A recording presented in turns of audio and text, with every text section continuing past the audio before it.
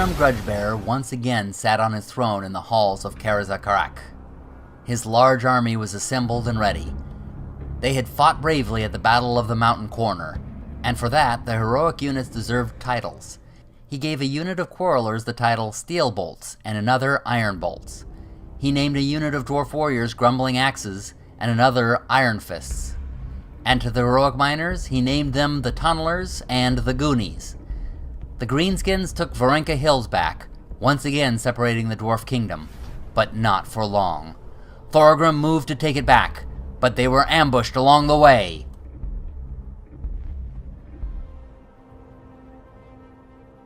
While marching across a river, orcs appeared in the hills and trees in front and beside them. Thorgrim quickly took stock of the situation. The stupid orcs had only attacked from one side. It would simply be a matter of turning his army to face them. The question was only which forces to attack which point. The orcs moved quickly and hit his lines while Thorgrim was still sending orders, but they were smaller in number, and the dwarves on the ends were able to envelop the attackers. Thorgrim ordered everyone to fight whatever was closest to them in whatever largest numbers they could.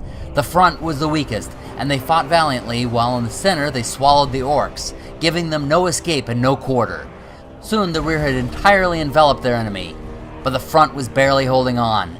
So Thorgrim rushed his forces forward to the island just behind the front line, while he personally rushed the enemy archers. The Tunnelers, the Goonies, and the other miners were at the far end, so they swept around toward the enemy flank. The others maneuvered toward the opposite flank to extend the line.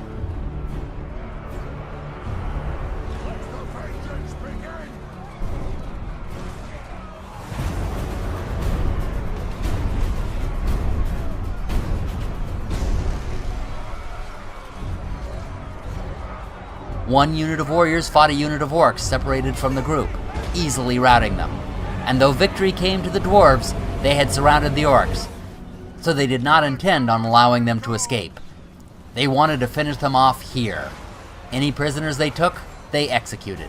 Thorgrim was done playing around with these monsters.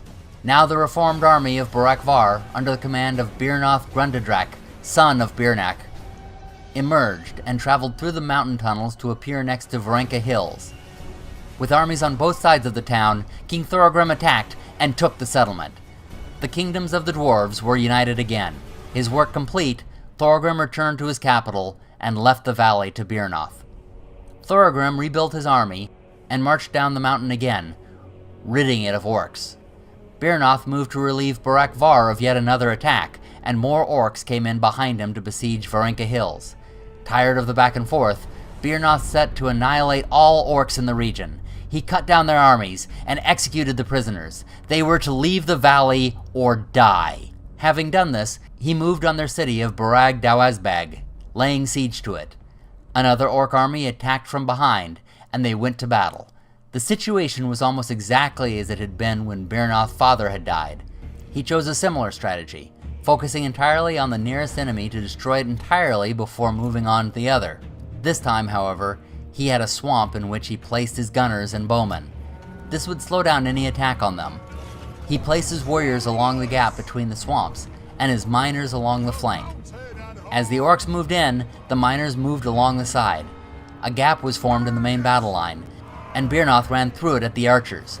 The other orc horde was crowding in behind them, so Birnoth turned his miners to go after them. That horde's cavalry rushed ahead and hit his warriors in the back. It was already beginning to look grim, like the battle where his father fell. But the dwarves did not give up. Slowly they defeated the enemies they were engaged with, and they turned to face the oncoming army. Birnoth saw the situation and backed his warriors up behind the swamp. The miners, who had not yet been in combat, were placed to the sides as a flanking force again. Some of the dwarves were still fighting the first army when the second arrived, but the miners were ready, and they moved in on the orc flank. The battle was fierce, but at last the orc line splintered, and soon they were running for their lives. Birnoth Grundadrak had had his revenge.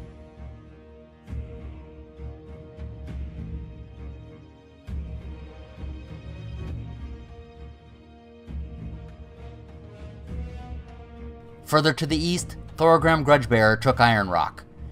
Now victorious, he called upon the oaths of old to unite the dwarven clans, and he moved on Black Crag, the gateway to the orcs of the south.